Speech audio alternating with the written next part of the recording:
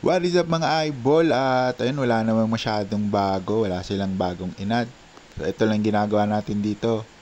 PvP sa Season 2 ng airdrop. At syempre para ma-unlock yung Season 1 natin. Ayun, kung wala ka namang Season 1, pwede ka pa rin mag-grind para maging eligible ka dito sa Season 2. Ayan, Season 27 nga netong si Animix. At ayun, kung nasa Season 1 ka naman, baka naka-receive ka ng SOPH, hindi mo pa nakiklaim, na malapit na mag-expire yung claiming. At eto, ayan, si July 28 yung claiming ends ng SOPH yan kung hindi ka pa nakakapag-claim. So, silipin mo lang. Yan, ito, claim.sopon.xyz. Punta ka lang dyan. At ayun, syempre, lagay mo lang yung address mo at check mo kung eligible ka. So, dito mga eyeball, ayan, 86% pa lang daw yung nakiklaim. So, baka isa ka sa 14% na hindi pa nakiklaim. So, sayang din yan. Yan, July 28, yan, mababurn na. Mga unclaimed token natin after July 28 will be returned to the ecosystem reserve for future community initiatives. Siyempre, tuloy-tuloy lang grind natin dito kay Animix. So, ito yung pinakailangan dito. Kung gusto nyo laruin, meron tayong link sa video description. Yan, ito lang. So, kailangan lang natin mag-ipon ng airdrop points. So, dito mag-mix-mix ka lang ng pet. Tapos, ito, dito makukuha yung airdrop points sa mission, saka sa quest. Siyempre, achievements. Meron din makukuhang airdrop points. At siyempre, ito yung pinakamahalaga sa arena. Kasi every week, yun yung season natin. At makaka-receive tayo ng reward. Depende dun sa rank natin dito sa arena. Siyempre, sa invite, makaka-receive din tayo dyan ng 10% nung mga nag-farm sa mga friends natin na na-invite. Siyempre, ito, expecter. Nilalaro din natin to sa Telegram, baka gusto nyo din laruin. So, ito naman sa Ronin to. Ronin chain naman to mag-live kapag nagpa-airdrop siya. So, ayan. Expector, back siya ng A16C. Siyempre, meron ng fundraise. At, ayan, gagawin lang natin dito, pinaka-main, mag-collect ng sparks. Ito yung pinaka-points niya. Ayan, para dito naman magbabase yung ating airdrop na makukuha. So, mas maraming spark, mas mataas yung makukuha nating airdrop. So, papakita ko lang sa inyo saglit ang kanyang gameplay.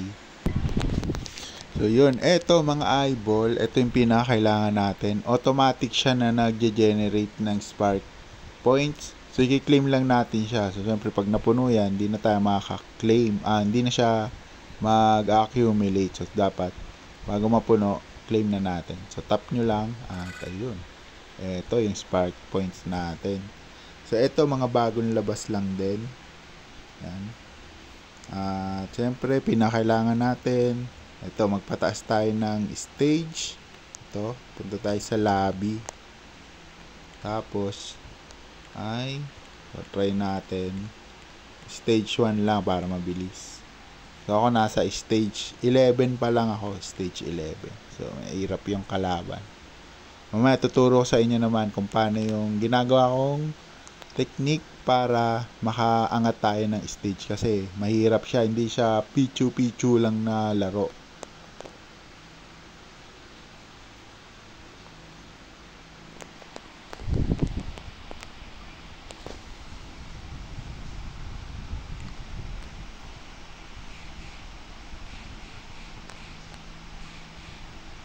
Yan, ako, one hit ko lang siya kasi stage 1 lang to. Tapos, kaya, yung mga item ko, medyo parer na lahat.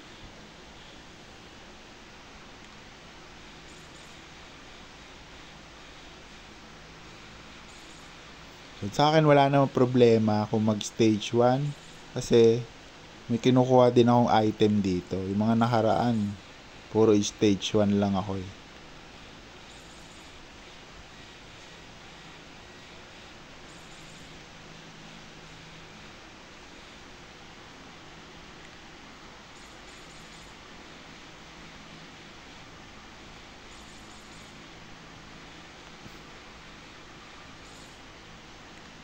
Yan, mabilis lang matapos to.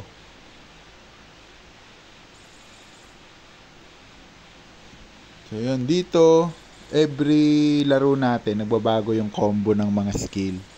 So para mapuno, ito pag napuno tong green, pwede tayong mamili ng isang skill. Upgrade or bagong skill, pwede tayong maglagay. So random din yung lumalabas. Ayan, random din to. Ito lumabas. Kunin natin. So kunin natin yung mga green na bilog, pampalevel ng skill.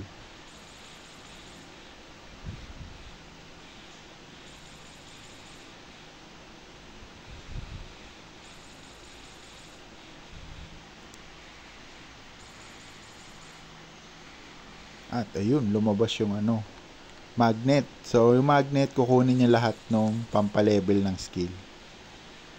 Yun.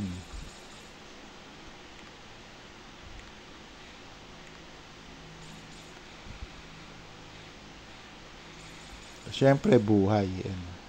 Kung wala na tayong buhay, kunin natin yan.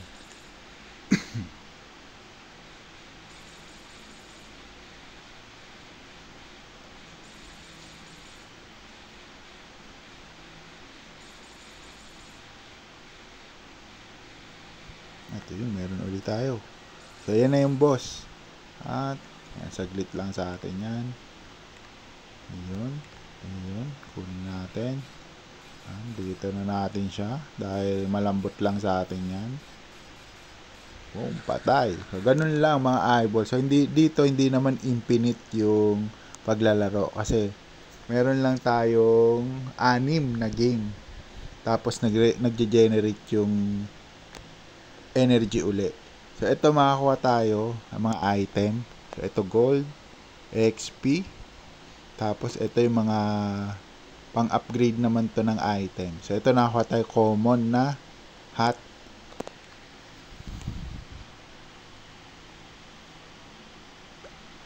So yun, yung gold, ito nakakuha natin yung gold sa taas. So ang nakikita kong gamit niya pa lang dito sa card.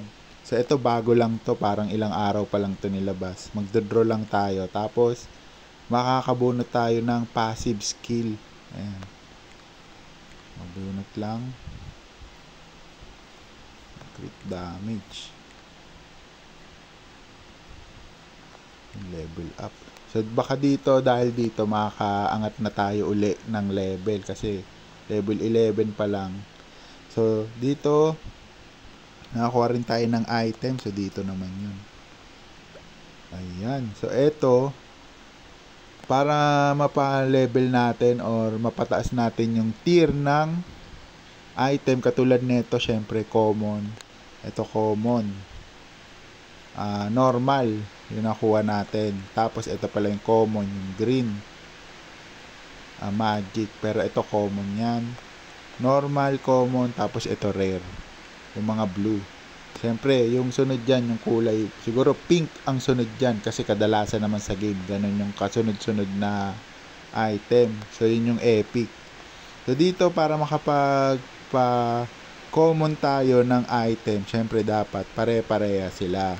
Tulad nito, pare-parehas. Merge natin sila. Yan, merge. Yan, merge natin. 3 para maging green. Siyempre, para naman maging blue, dapat meron kang 3 green. So, ganun lang siya. Katulad nito. Isa na lang yata kailangan ko. Yun. Isang normal na lang. E-epic ko na siya. O ano pala, rare pala. Rare. So, ganun lang. Para kumunat din, lumakas, tsaka lumaki yung buhay. So, bukod pa dito,